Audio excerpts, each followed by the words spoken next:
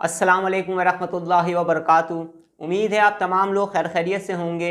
अल्लाह रब्बुल इज़्ज़त आपको खुश रखे, आबाद रखे, अपनी हिफ्ज़ व अमान में रखे, आमीन। सूरह मुज़म्मिल पढ़ने की बेशुमार बरकतें हैं जिनको बयान करना मुमकिन ही नहीं। बेशुमार औलिया इकराम सूरह मुज़म्मिल को कसरत से पढ़ते हैं और सूरह मुज़म्मिल पढ़ने की बरकत से वलायत के दर्जे तक पहुंच जाते हैं। बहुत सारी बातें हम सुनते तो हैं, लेकिन उन बातों की गहराइयों तक पहुंचने की हम कोशिश नहीं करते। अगर हम बुज़ुर्गों के कहने वाली बातें जो उन्होंने कही हैं उस पर थोड़ा सा गौर करें तो बहुत सारे मोतियों को समेटने की हमें तौफीक मिल सकती है। हज़रत शेख शहाबुद्दीन सोहरवर्दी रहमतुल्लाह अलैह को कौन नहीं जानता। हज़रत शेख शहाबुद्दीन सोहरवर्दी रहमतुल्लाह अलैह इंतहाई कसरत के साथ सूरह मुज़म्मिल पढ़ा करते थे और सूरह मुज़म्मिल पढ़ने की बरकत से आपको मर्तबा कमाल हासिल हुआ। बुज़ुर्ग हज़रात फरमाते हैं कि हज़रत निज़ामुद्दीन औलिया रहमतुल्लाह अलैह कसरत से सूरह मुज़म्मिल पढ़ते थे और सूरह मुज़म्मिल पर आपकी रूहानियत कायम। सूरह मुज़म्मिल पढ़ने की बरकत से आपको ये मुकाम और रुतबा हासिल हुआ है। आज मैं आपको रबीउ अव्वल के अंदर सूरह मुज़म्मिल का एक अमल बता रहा हूँ। ऐसा अमल बता रहा हूँ जो तादाद में तो बहुत कम है, लेकिन इस अमल की बरकतें जो भी इंसान करेगा वो ख़ुद अपनी आंखों से देखेगा इंशाअल्लाह। बहुत सारे लोगों ने मुझे मैसेजेस किए और ये कहा कि सूरह मुज़म्मिल के हमें अमाल बताए जाएं। बहुत सारे लोगों ने मुझे ये कहा कि बहुत सारे अमल तो ऐसे हैं जिनको हम करना चाहते हैं अपने मखसूस मतलब के लिए, लेकिन हम में इतनी ताकत नहीं कि हम इतनी तादाद में पढ़ सकें। आप इसके लिए कुछ करें। बहुत सारे लोगों को मैंने अपनी ज़िम्मेदारी पर ख़ास अमाल करवाएं, सिर्फ़ ये देखते हुए कि वो सूरह मुज़म्मिल को पढ़ना चाहते हैं और कसरत से पढ़ना चाहते हैं। आज भी मैं आपको सूरह मुज़म्मिल का एक अमल बता रहा हूँ, लेकिन यकीन करें ये अमल जिस तरह से है उस तरतीब से नहीं बता रहा, क्योंकि तमाम लोग इसे नहीं कर पाएंगे।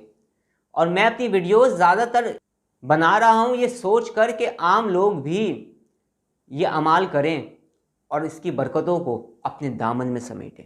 सूरह मुज़म्मिल के इस अमल करने की बरकत से इंशाअल्लाह ताला आप देखेंगे कि आपको रूहानियत में तरक्की हासिल होगी।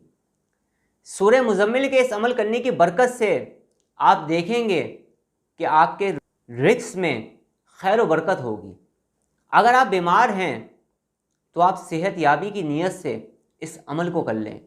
अगर आप परेशान हाल हैं तो नीयत कर लें कि इस अमल को करने की बरकत से मेरी परेशानियां ख़त्म होंगी, और आप देखेंगे कि किस तरह से आपकी परेशानियां ख़त्म होना शुरू हो जाएंगी।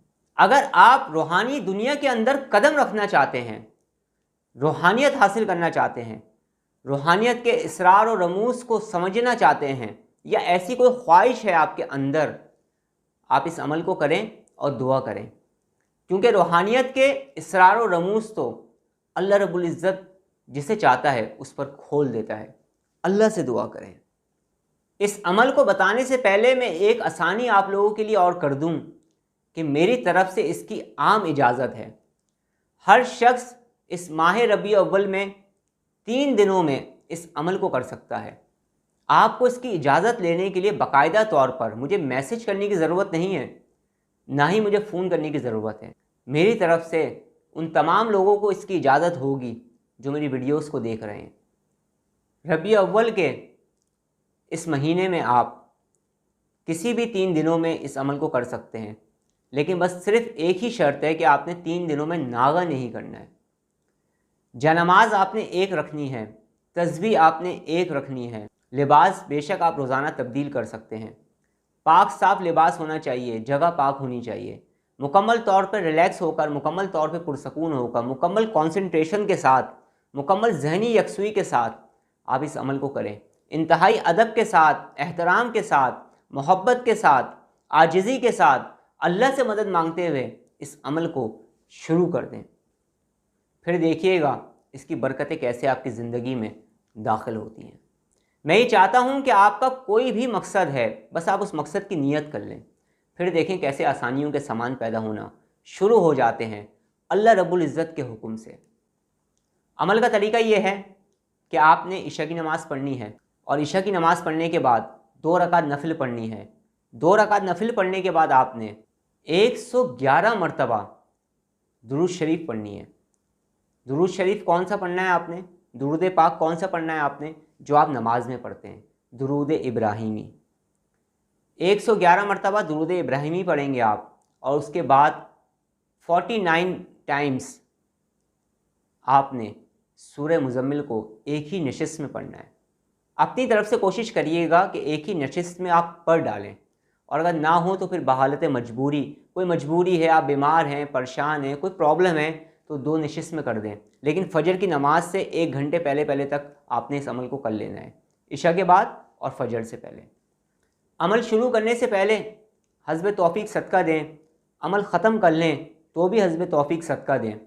3 दिन तक इस अमल को लगातार करते रहें और इस बात का ख्याल रखिएगा, अमल के दौरान अगर आपको कोई ख्वाब आए तो आपने उस ख्वाब को किसी से बयान नहीं करना है। अगर आपने ख्वाब बयान भी करना है तो किसी साहिब इल्म से करिएगा ताकि वो आपको दुरुस्त गाइडलाइन दे सके। आखिर में मैं आपसे सिर्फ यही कहूँगा कि सूरह मुज़म्मिल पढ़ने की बरकत से रूहानियत आप पर खुल जाती है और सूरह मुज़म्मिल पढ़ने की बरकत से इंसान का मुराक़बा खुल जाता है, मुराक़बे में परवाज़ नसीब होती है। इंशाअल्लाह ताला वो तरीके भी मैं आपको बताने की ज़रूर कोशिश करूँगा। अब मैं आपसे इजाज़त चाहता हूँ, अपना बहुत ज़्यादा ख्याल रखिएगा, मुझे दुआ में याद रखिएगा। अस्सलामु अलैकुम व रहमतुल्लाहि व बरकातुहू।